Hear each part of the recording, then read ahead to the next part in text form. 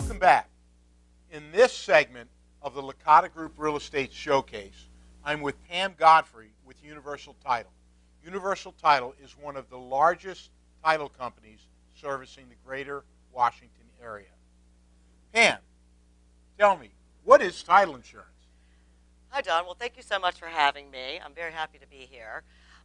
What is title insurance? That is a question we get a lot. It's not a typical insurance that you hear about all the time, so a lot of people are kind of confused on exactly what it is and why you need it.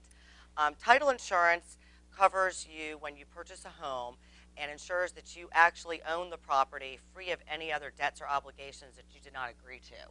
So it ensures that you're able to sell or finance the property in the future without any encumbrances. Do you have to have it, Pam? Now, lender's title insurance, if you do get a loan, is required by the lender. Of course, they want to make sure that their asset is protected. Owner's title insurance is optional. Of course, we highly recommend it. It is a one-time fee paid at closing. It is not annual like all other insurances, and it protects you the entire time you own the property. So a very small price to pay for one of the biggest investments you're ever going to make. What is the difference between owners and lenders title coverage? So the owners, just like it sounds, protects the buyer, the owner of the property. The lender's insurance only protects the lender. So if you choose to not get owner's title coverage, if you did have some type of claim, only the lender would be covered, and you would be left to hire an attorney to do your information right on your own without any help. What are some of the title problems, the common title problems that one might see? So there are quite a few. You don't think about them, but forgery. Somebody could sign a deed, and there are some, notaries out there that aren't, always on the up and up. So forgery, someone sells a property that's not really theirs to sell. Unreleased deeds of trust that maybe never got released at the county from the lender, and the lender could be out of business now. Judgments or liens that maybe weren't recorded, but somebody comes back after the fact and says that they claim ownership or owed money on the property. Now, I understand there's a basic coverage and there's an enhanced coverage. There is. What's the difference, and why should I take one over the other? So the basic coverage really covers things that happen in the future. So, in the past. So it makes sure that from the time that the property started till now, till you purchased it, that there aren't going to be any issues, no liens, anything like that. The enhanced coverage goes a little bit further. So it actually covers things in the future. For instance, we had a claim once where a person had bought a property, they had an addition onto it, and they didn't know anything about the building permit or anything. When they went to sell it, of course, they found out that building permit, there had never been a building permit for the addition. Of course, they had to get that approved by the county, which wasn't a big problem, other than the county wanted to charge them taxes on the addition that they had not been assessing for the past 10 years or so. Title insurance covered that, and that was about a $20,000 tax bill. And how do you determine the cost of the different coverages? Title insurance. So basically, it's based on the sales price and loan amount. There is a calculation of per $1,000 of the sales price and loan amount, but there isn't just a set price. So it's just based on what your sales price and loan amount, because they're actually covering those amounts. And did I understand you correctly? I only pay one time. It's not like other coverages that I have where every year I'm paying a renewal. Correct. You pay one time. And actually, another thing on the enhanced coverage is it does have an automatic inflation of up to 150% of the amount you bought. So if your house does appreciate in value, you've got an additional 50% of coverage automatically. Well, real estate's a great investment, so right. it's going to appreciate. Exactly. Do I need to be present at closing when you have the settlement? So not necessarily, but we always highly recommend that you be present at closing. It's a very important transaction, especially on the buyer side, especially if you're getting a loan. There's a lot of loan documents, things that need to be notarized. And of course, we like to have that personal touch where we can go over things with you. On the seller side, it's not as important. We do find a lot of times the sellers have already moved out of state or moved out of town.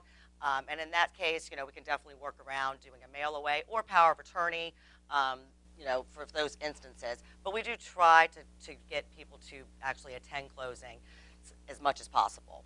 Now, another new thing that's coming into the industry, though, and we haven't gotten there yet, though, is e-closings, which is electronic closing. So that should be coming on the horizon probably in the next few years.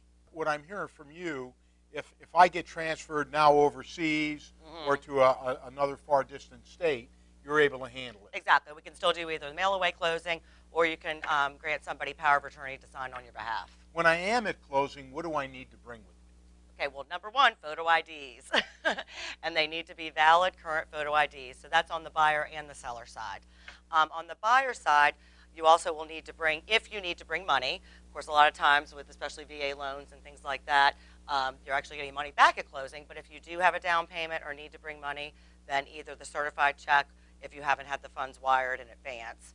On the seller side, in addition to the photo ID, keys and remotes, of course, if you haven't already made arrangements to leave those at the house, and wiring instructions if you'd like to have your proceeds wired.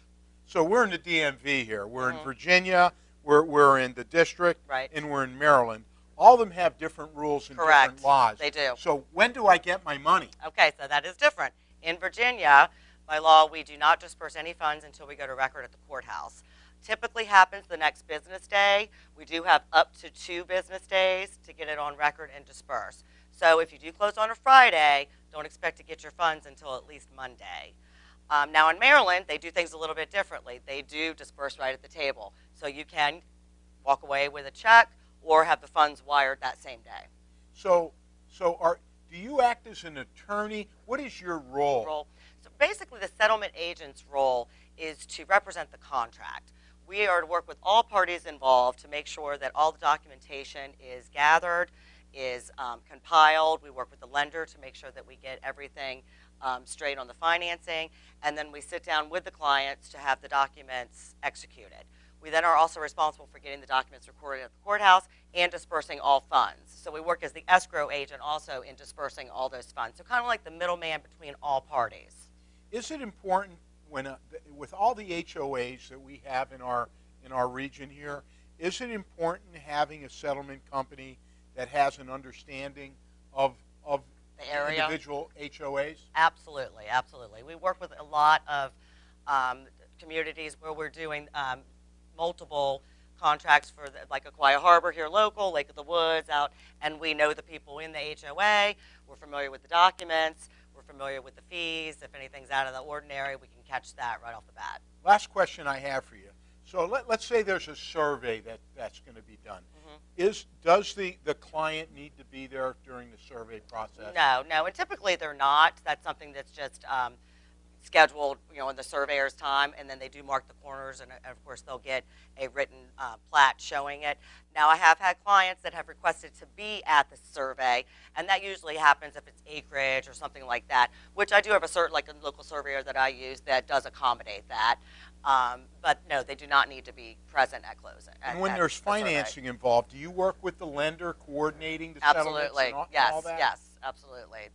We're the number one contact with the lenders in coordinating everything, making sure they have everything, clearing title, of course, doing a title search on the property. I should have mentioned that. Of course, we do a title search at the courthouse, 60-year title search on the property to make sure that there aren't any liens or any surprises. If there are issues, that's our job also to get those things cleared prior to closing so that we can issue title insurance so that if something does come up in the future, it's not your responsibility, it would be ours.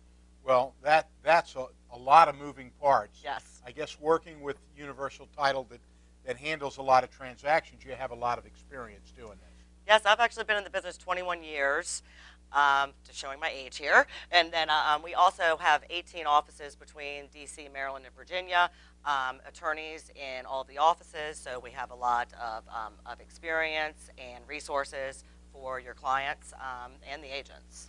Well, Pam, thank you for lending your expertise and contributing to the Licata Group Real Estate Showcase. Thank you again for having me. Thanks again.